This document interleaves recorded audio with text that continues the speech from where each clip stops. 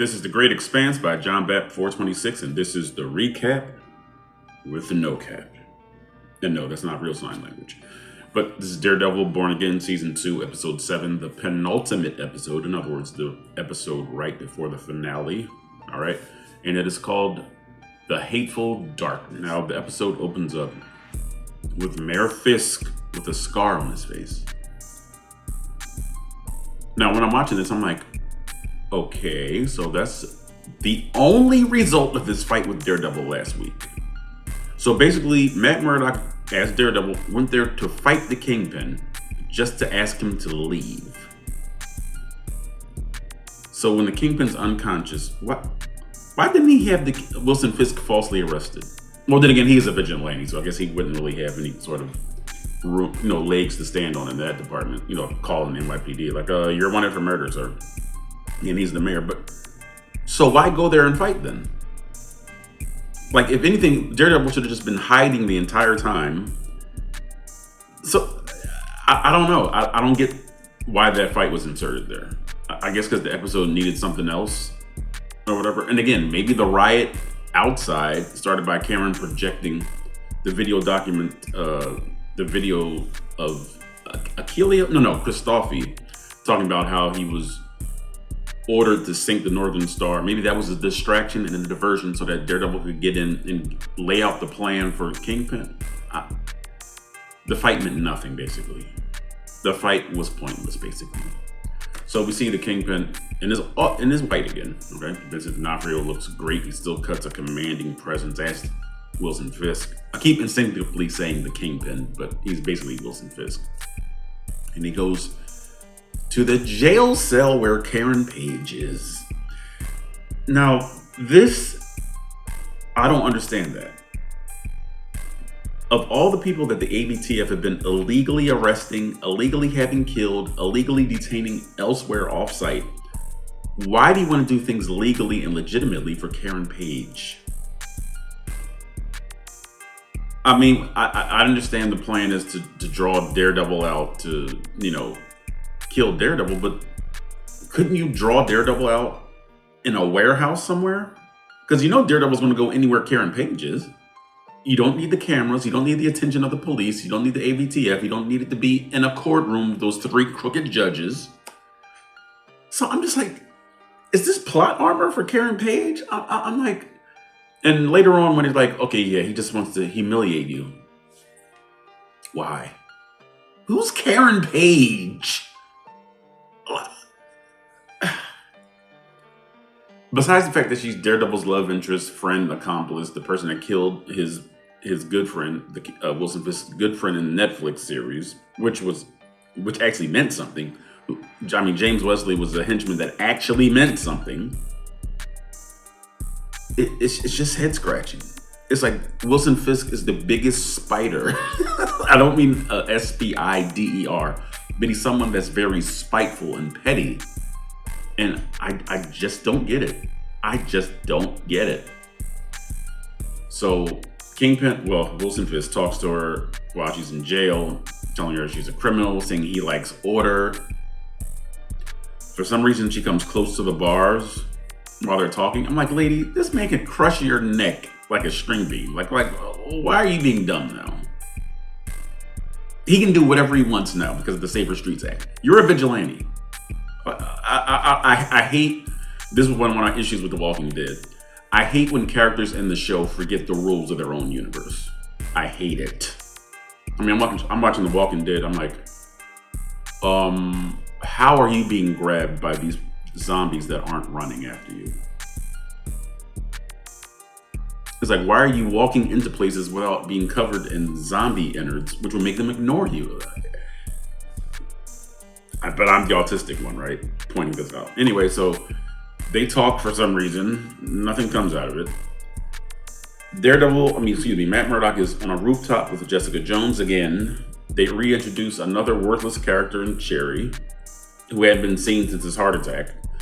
He tells them that Karen's at the 15th precinct. He tells them that Wilson Fisk came and talked and he left.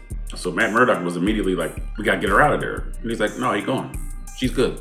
He's like, if he wanted to kill her or hurt her, she'd be dead or hurt already. So Daredevil's like, Matt Murdock's like, all right. So Cherry leaves. He tells Jessica Jones the city needs you, even though he doesn't know her, apparently, from the end of the conversation. So Matt's asking Jessica Jones, he's like, you stay in or leaving? She's like, I have a little girl I have to go back to. So last episode, she made Charles, Matt Lillard, like back away. He's gone. So I don't understand why Jessica Jones wouldn't just stay until this issue was resolved. She's like, no, Danielle needs me. So why leave Danielle's side at all to come back to New York City? But that's me, I'm thinking too much. So we see the cop who was originally just like a beat cop or a patrol cop in the Netflix series, The Black Bull. I don't know his name. He's like the chief of detectives now. So he lets Karen out of the jail cell. It's an empty precinct for some reason. There's no one else in the precinct. Daredevil, for some reason, is stooping down in the light. He's in an alley. There's a street right behind him. He's ducking down. I'm like, dude, you're in the light. You can see a car parked. I'm like, anybody walking past would go, hey, that's Daredevil. I'm like, why aren't you? Please shoot intelligently. Like, if you look at that scene, when she rounds the corner with the Black Bull, the chief of detectives, he's ducking down with all of the light on him. I don't get it. I'm sorry. See, I'm not general audience. I can't let stuff like this pass. I can let it pass, but I can't let it pass without me commenting on how stupid it is. So she's talking to Karen. Matt Murdock is talking to Karen. Well, Daredevil is talking to Karen. And he says, we have to cross certain lines. And she's like, no, you can't. And as the viewer, I'm like, what line is he talking about? She's like, no, yo, you can't. No. So I'm like, is he going to kill the Kingpin in court? Like what? What are we doing? Is he going to out himself as Daredevil in front of everybody? So we're in court the next day. We see McDuffie. She's finally made a reappearance in the show. She was great in that one episode where she had to actually go to that warehouse where the swordsman was, to not really depose him, but I think to give him some kind of evaluation, because he's being held in the Safer Streets Act, whatever, in that Hoboken warehouse or whatever. So McDuffie's returned. She's at Karen's side. Her and Hochberg, who was the older attorney. I don't know if he's the district attorney, was he? I don't think he might have been the district attorney. I'm not sure, and I don't care either. They give their opening argument. The same three crooked judges in the swordsman's trial are right there in this vigilante court, this kangaroo court. That's a term, or whatever, for a court that's just like nonsense or whatever. So there are all these cameras in there. The AVTF are in there. And one of the judges says to McDuffie, there's no trial, no jury to play to, right? And she says, are you sure? And then you see all the photographers. So it's for the court of public opinion. So that's her jury, whatever. So the trial gets underway, and McDuffie says, I'd like to introduce co-counsel. And so in walks Matt Murdock. And I like this because this is intelligent. That's why I like it. It doesn't have to be Daredevil punching somebody through a wall, but this is smart for Daredevil's alter ego, Matt Murdock, to actually do something that has some substance to it. But for some reason, it's shot as if Viserys is walking back to the throne in the first season of House of the Dragon. I'm like, there's a triumphant music. I'm like, come on, man, just come on. And that's a technical nitpick, okay? So he's there, Matt Murdock, they adjourn for the day. And in the meantime, two other useless characters, Daniel and BB, are still in Daniel's house. And BB's like, why are you keeping me here? I'm like, girl, if you don't hit him in the head with a rolling pin and leave, like what strength, what kind of menace does Daniel pose? He even talks in an unmenacing fashion. Not that that's, the only sort of menace there is, that you have to have I'm keeping you here, BB. Not that was a menacing voice either, but he's like, we gotta get out of here because Buck Cashman is looking for. I was like, BB, if you don't hit him in the head with a frying pan and leave. So he's basically she's trying to talk him out of turning her over to Buck Cashman. He keeps going, Buck is waiting for me to turn you over. So they go to a safe house. And she's like, this isn't a safe house, is it? You're turning me over. He's like, come on. He has her by one arm, dragging her as if he has the strength of Ben Grimm. And she's all, let go, Daniel. I was like, girl, if you don't slide off one of your shoes and hit him in his face. Anyway, so then Daniel eventually says, he gives her a phone and says, leave before Buck comes. Now, we already knew he was conflicted. So maybe her saying, is this the person you want to be? Because he told her that he had to help, bury a body that I think they chopped up first, him and Buck Cashman, in one of the previous episodes. And he says, Daniel says, I didn't want to know that I did that. And he says that I don't want anyone else knowing too. So she kind of gathered from that he was going to have her killed and have her turned over to Buck Cashman. But then he relents. Again, I understand he was conflicted. So her saying, is this the person you want to be? He finally gives her the phone and says, leave. Don't let me know where you're going before Buck comes. All right. So Buck arrives. He's basically like, where's BB? And Daniel's like, she is not coming. I think she had a birthday party. So Buck's like, all right, you want to play games? So listen to this. Listen to this setup. Daniel's just standing there. Buck Cashman, in a suit as always, looking like a professional, removes his jacket. While Daniel's standing there, pulls out a pair of black gloves, slowly pulls them, and Daniel didn't kick him in the private parts and try to run. Like, I'm not going to stand there and die. Aren't you a man? I would have lost the fight, but I'm not just going to sit there and just wait for you to put your gloves on, take your jacket off. And you already know his background. You helped him bury a body. You know he murks people. I'm sorry, I'm not just going to stand there. I'm going to poke him in his eye. I'm going to die because Buck Cashman will beat me, but I'm not just going to stand there and take this. So he's like, you're going to tell me one way or the other. So, he starts beating Daniel up. We already know Buck's conflicted. He likes this guy. So I'm like, could you really stand to beat up somebody that you care about? I'm thinking, like, if you're conflicted, like, wouldn't you just want to end the conflict in your mind and just be loyal to the Kingpin? Because Buck Cashman's more loyal to the Kingpin than anybody else. More loyal than he is to Daniel. It would have been easier for him to just shoot him. Pow, pow, double tap. So he starts punching. I'm like, that doesn't make sense. You know what I mean? Like, because if it's somebody you like, you're not going to beat them up physically with your hands. Does that make sense what I'm saying? So eventually Daniel's like, F you, Buck. And then after this long, drawn-out sequence, Buck just, at the end of the episode, he just, boom, kills him. Puts his jacket on, looks back, because again, Buck liked the guy, and the episode ends.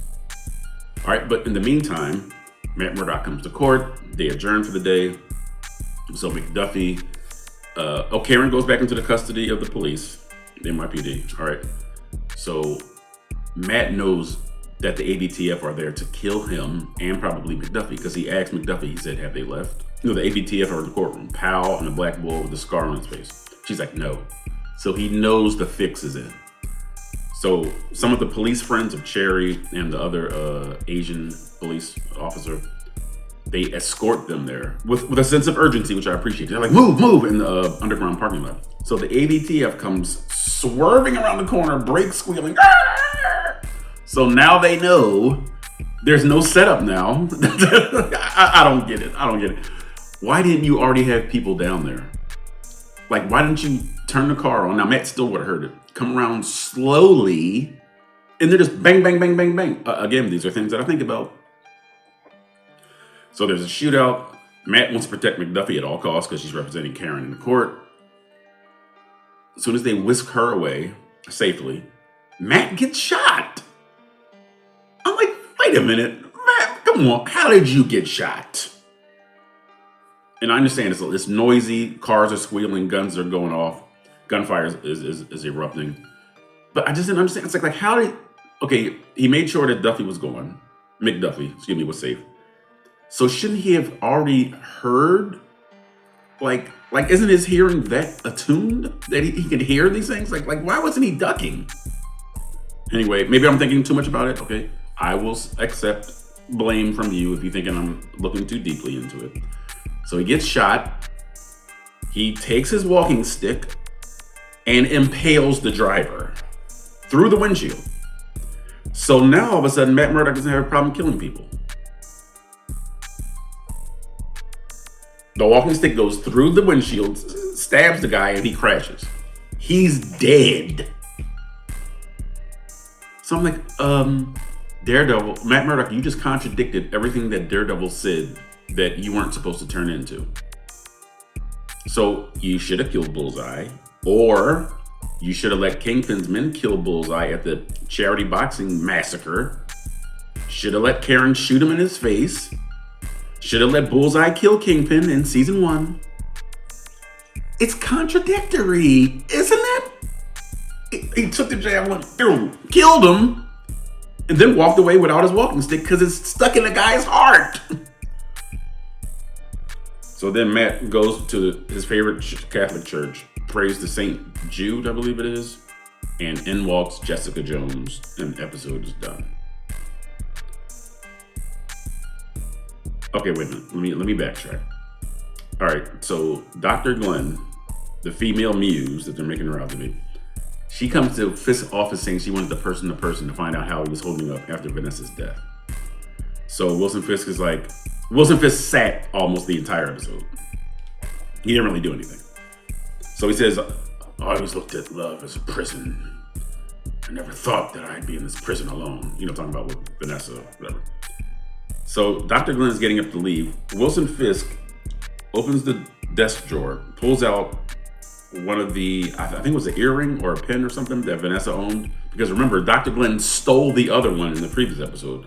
So Wilson Fisk puts it on the desk and pushes it towards her, letting her know that she stole one of them, the other one. So she's like, I'm so sorry. And he's like, don't. Sometimes we do things on impulse. And he gives it to her. Well, why? Why would Wilson Fisk let this doctor who no longer serves a purpose, because remember, she was his and Vanessa's relationship counselor or therapist, whatever. Vanessa's dead. Dr. Glenn no longer serves a purpose for Wilson Fisk. Like, I know she was doing the psychiatric evaluation. She did one for Karen. Oh, I can't believe I forgot this or omitted this. The best part of the episode. Her face-to-face with Karen. That was the best scene in this episode. And I also like when Matt came into court or whatever as a lawyer again. But this was my favorite part of the episode. Dr. Glenn, so I'm contradicting myself now. What purpose does she serve? This is the purpose. Okay. But I'm going to get back to the Kingpin issue too. Okay. Well, no. Let me finish with the Kingpin first. Kingpin and Dr. Glenn. I'm like, wait a minute. So you let Dr. Glenn steal from your dead wife's jewelry box and get away with it? I didn't get that. And Dr. Glenn didn't get it either. She's like, I'm so sorry, because she knows that he's a mobster. So I was perplexed by that. I was like, do you miss Vanessa or not? Like, what? She stole it. Like, it'd have made much better sense if she came to talk to him and Kingpin, knowing that she was a friend of Vanessa, slid both of them to her and says, I'm sure she would want you to have this. So to honor Vanessa, that would have made sense. But to give her the larcenist, the jewelry thief, the other one, doesn't make sense to me. So let's fast forward to the scene where Dr. Glenn is giving the psychiatric evaluation to Karen. She's giving her the exact same test that she gave the swordsman. Like, do you like mechanics magazines? And Karen, who is also legally trained, so she knows a little bit, she says something about the Minnesota inventory plan. She said it doesn't work anymore. It's outdated. So Dr. Glenn gets personal. She's like, how did it feel to kill your brother? I forgot about this. I forgot that they pointed that out in the first season of Netflix. I totally forgot, which was good for me. So then Karen is like, don't go there. And then she talked about her relationship with Matt Murdock and how it's contradictory in nature, but it's still something that is thrilling to her that she wouldn't give up for the rest of the world. And she knows Dr. Glenn needs to date Matt. And obviously there was something in their relationship where Matt and Dr. Glenn just couldn't get over, but Karen and Matt were able to get over. So you can see Dr. Glenn's face starting to like twist or whatever, because she's pointing out her inadequacies as far as being a love interest of Matt Murdock. So Dr. Glenn gets up and slaps Karen. I like that, because in her peripheral vision, you see an image of Muse overseeing both of them talk, which I thought was pretty good. But I thought that was the best scene in the episode. I did. But overall, Law and Order MCU doesn't work for me. It doesn't. I'm sorry. I feel like there should be heavy courtroom legalese in the episode, but it should not be just a courtroom drama. I'm sorry, it shouldn't.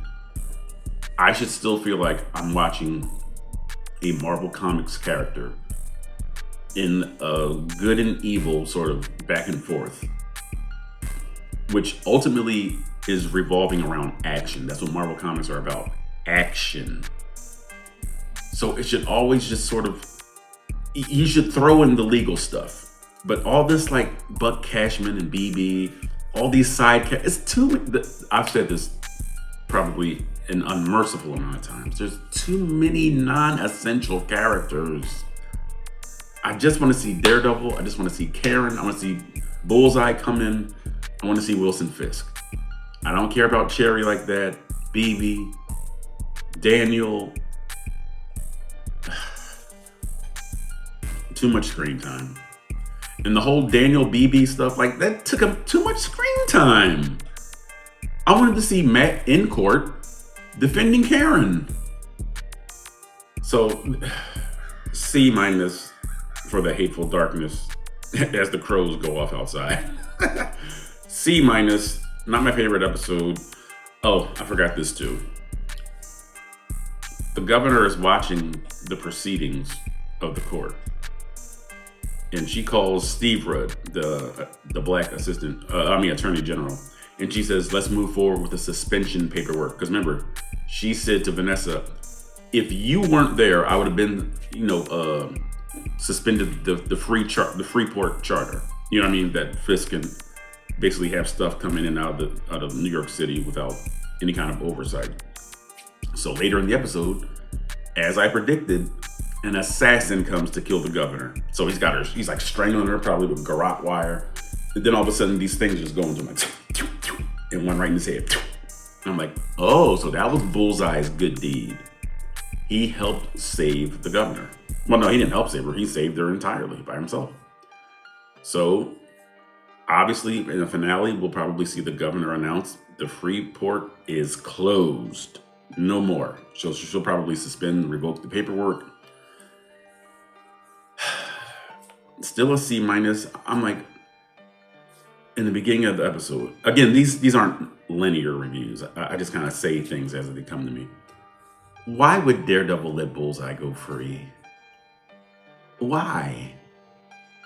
He had him handcuffed to the bed that he was on. So he uncuffs him. I'm like, Daredevil, Matt Murdock, have you forgotten who Bullseye is? He can pick up anything and kill you with it. I'm sorry. I can't suspend my disbelief to that extent. I can't. He's a murderer.